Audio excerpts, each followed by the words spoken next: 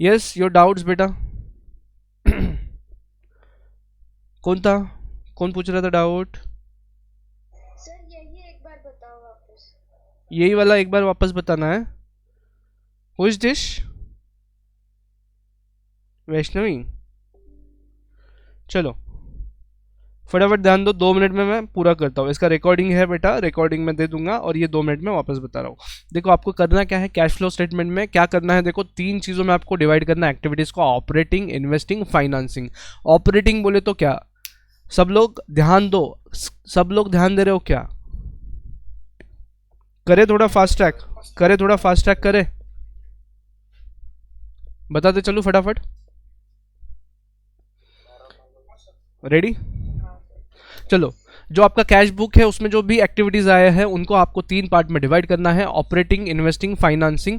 ठीक है, ऑपरेटिंग मतलब क्या, जो आपके रूटीन वाले एक्टिविटीज है, रूटीन का जो बिजनेस है उससे कनेक्टेड जितने कितने एक्टिविटीज है वो सारे ऑपरेटिंग एक्टिविटीज पकड़े जाएंगे। डन।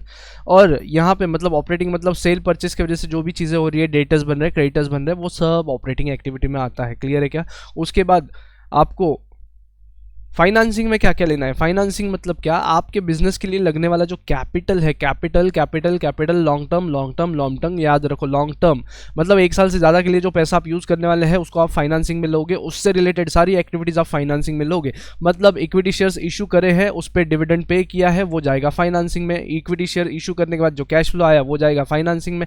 डिवेंचर्स इशू करे हैं, उससे जो कैश इनफ्लो आया है वो जाएगा फाइनेंसिंग में, उस पर अगर इंटरेस्ट पे किया है वो जाएगा फाइनेंसिंग में। क्लियर है क्या इतना चीज़?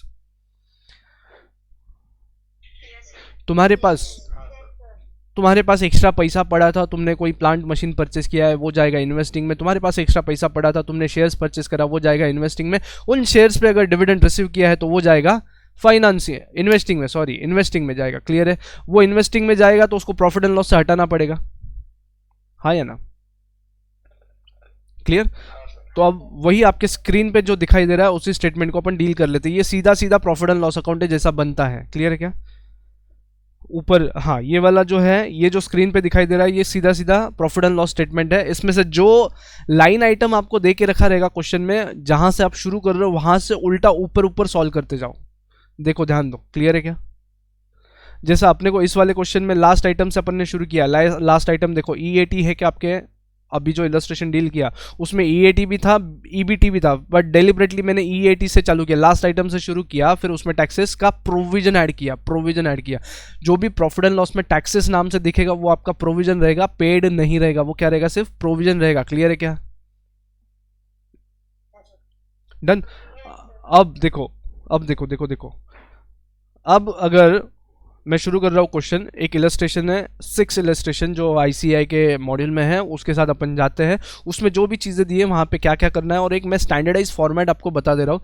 ये स्टैंडर्डाइज फॉर्मेट जो है, आप इस स्टेप से अगर जाते हो, अपन ने लॉजिक पूरे क्लास में करे हैं, ये एक महज रिविजन लेक्चर है, तो समझ लीजिए बात को। ठीक है, नेट प्रॉफिट आफ्टर टैक्स पहले लाइन आइटम में दिख रहा है, फिर उसमें प्रोविजन फॉर टैक्सेस मैंने ऐड बैक कर लेना है, प्रोविजन फॉर टैक्सेस मैंने ऐड बैक कर लेना है, यहाँ पे provision for taxes add back कर लेना है। तो प्रोविजन है, पेमेंट है क्या ये? नहीं, ये प्रोविजन है, वो ऐड बैक कर लिया, फिर तुमको क्या मिला, नेट प्रॉफिट बिफोर टैक्सेस। अब तुम लोग नॉन ऑपरेटिंग एक्टिविटी वाली चीजों को इफेक्ट दोगे। नॉन ऑपरेटिंग एक्टिविटी देखो, नॉन ऑपरेटिंग एक्टिविटी मतलब वो चीजें जो प्रॉफिट एंड लॉस अकाउंट को हिट करी थी जब आपने प्रॉफिट एंड लॉस अकाउंट बनाया था, लेकिन उनकी सही जगह या तो इन्वेस्टिंग है या तो फाइनेंसिंग है। क्लियर है क्या? नॉन ऑपरेटिंग चीजें या तो इन्वेस्टिंग है या तो फाइनेंसिंग है। मान लो तुमने शेयर्स परचेस करके रखे हैं, इन्वेस्टिंग एक्टिविटी बन रहा है वो तुम्हारा, और उन शेयर्स पे अगर डिविडेंड मिला है तो तुमने प्रॉफिट एंड लॉस को क्रेडिट किया होगा, है ना, ऐड किया होगा प्रॉफिट्स में। तो प्रॉफिट से माइनस करो और वो जहां पे होने चाहिए इन्वेस्टिंग एक्टिविटी में ऐड कर दो। तो हमने एक सिंपल सा स्टेटमेंट यहाँ पे देखो वॉयलेट कलर में लिख दिया है। वॉयलेट कलर में ये लिखा है कि वो जहां होने चाहिए वहां अगर ऐड कर रहे तो यहाँ पे लेस करो। मतलब डिविडेंड जो रिसीव हुआ है वो इन्वेस्टिंग में ऐड होना चाहिए, तो भाई यहाँ पे ऑपरेटिंग में से माइनस कर दो, एंड वाइस वर्सा, उधर अगर माइनस कर रहे हो तो यहाँ पे ऐड बैक करो। क्लियर? डन। फिर एक एग्जांपल का लिस्ट दिया है मैंने, क्या क्या चीज़ों को आप ऐड लेस करना चाहोगे। Loss on sale of asset, यहाँ पे तुमने माइनस करके रखा था, ऐड बैक करो और उधर माइनस कर दो। क्लियर क्या? गेन ऑन इन्वेस्टमेंट, यहाँ पे पहले से प्रॉफिट्स में ऐड है, यहाँ पे माइनस करो, उधर ऐड करो। उधर तुम ऐड कैसे करोगे, जो सेल वैल्यू है पूरा उसमें वो ऑलरेडी आ गया रहेगा, तो उधर अलग से ऐड करना है कि सिर्फ सेल्स बताना है? आ रहा है क्या बात ध्यान में? उधर सिर्फ सेल्स बताना है, उसमें प्रॉफिट ऑलरेडी है। Clear? Next, interest paid. Interest paid, अब इंटरेस्ट पेड अगर लॉन्ग टर्म पे है, इंटरेस्ट पेड अगर लॉन्ग टर्म पे है तो यहाँ पे माइनस करो, और इन्वेस्टिंग में नहीं, यहाँ पे ऐड करो, और फाइनेंसिंग में माइनस करो। क्लियर? ये लॉन्ग टर्म वाला है, ये लॉन्ग टर्म वाला इंटरेस्ट है, याद रखें लॉन्ग टर्म वाला है। क्लियर है क्या? बैंक सीसी पे का इंटरेस्ट है तो वो ऑपरेटिंग में रहने देना, बैंक सीसी पे का इंटरेस्ट है तो वो ऑपरेटिंग में रहने दो। ठीक है, डन। अब बात करते हैं नॉन कैश आइटम की। देखो ऊपर जो नॉन ऑपरेटिंग आइटम्स थे ना, ये कैश आइटम्स थे, नॉन ऑपरेटिंग थे, लेकिन कैश में इसका व्यवहार हुआ है, उसके दो इफेक्ट हुए। देन फिर बात करते हैं ग्रीन कलर में आपको जो दिख रहा है, नॉन कैश आइटम्स है जिनका एक ही एडजस्टमेंट होना है, वो एक्चुअली है तो ऑपरेटिंग आइटम्स, लेकिन वो कैश में हुए नहीं है। क्लियर है क्या? बात आ रहा है ध्यान में? वो कैश में हुए हैं क्या? नहीं हुए हैं। वो ऑपरेटिंग है क्या? हाँ है। समझा? अब डेप्रिसिएशन चार्ज करना या तो प्रोविजन फॉर डेप्रिसिएशन करना, यहाँ पे कोई कैश आउटफ्लो एक्चुअली होता है क्या? नहीं होता, लेकिन उसका टैक्स पे फर्क गिरता है, तो इसलिए अपने को डेप्रिसिएशन प्रोवाइड करना पड़ता है। और एक चीज़ यहाँ पे नोट कर लो, यही चीज़ आपको CFAT कैलकुलेट करने के लिए लगेगा कैपिटल बजटिंग में, FM जब अपन पढ़ेंगे उसमें ये लगने वाला है, तो ये याद रखें, मैं यहाँ पे नोट करवा के दे रहा हूँ।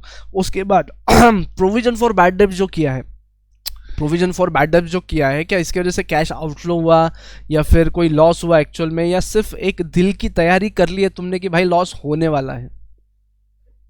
यस यस, सिर्फ दिल की तैयारी है, no actual cash flow, right? तो ये अपना कोई कैश एक्सपेंस है क्या? नहीं है, एड बैक कर दिया हमने। अमोर्टाइजेशन ऑफ गुडविल भी सेम तरीके से डील किया, एड बैक कर दिया। ठीक है, तो नॉन ऑपरेटिंग के लिए दो एडजस्टमेंट, नॉन कैश के लिए सिर्फ एक adjustment. Last part, important part, last part, changes in working capital. अगर कंपैरेटिव बैलेंस शीट दिया है और करंट ईयर के डेटर्स ज़्यादा है और पिछले साल के डेटर्स कम थे, तो इस साल तुम्हारी वसूली हो पाई है क्या? नहीं हो पाई, तो उसको ट्रीट कैसा करेंगे? As a outflow. क्लियर क्या? तो सारे ही करंट असेट्स कंपेयर कर लो, पिछले साल के और इस साल के। पिछले साल बैलेंस कम था, इस साल बैलेंस ज़्यादा है, उनसे ज़्यादा पैसा आना है, इसका मतलब तुम्हारा पैसा ब्लॉक हो गया है, उसको आउटफ्लो बोल के ट्रीट करिए। Same goes with liabilities, current liabilities, creditors को इस साल ज़्यादा देने का, इसका मतलब उनसे अपने को सपोर्ट मिला है, तो उसको कैश इनफ्लो के जैसा ट्रीट करेंगे। क्लियर है क्या? Done. And last part operating वाले पार्ट में, लास्ट पार्ट भाई, जो भी टैक्सेस तुमने पे करे हैं वो माइनस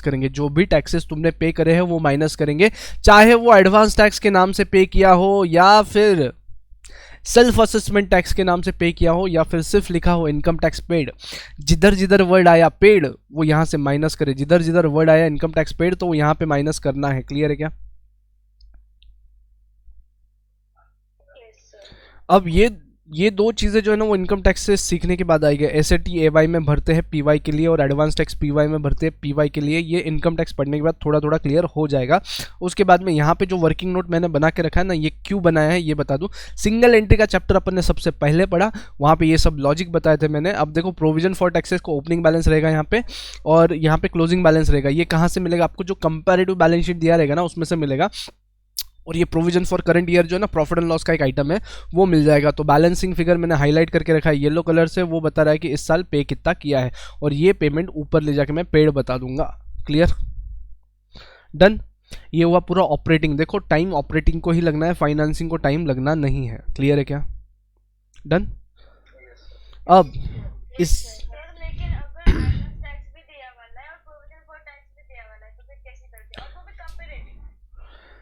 प्रोविजन फॉर, तो देखो ये भी निकाल लो, ये जो लेजर दिया है ना बेटा ये भी निकाल लो। आया बात ध्यान में? ये निकाल लो। क्या क्या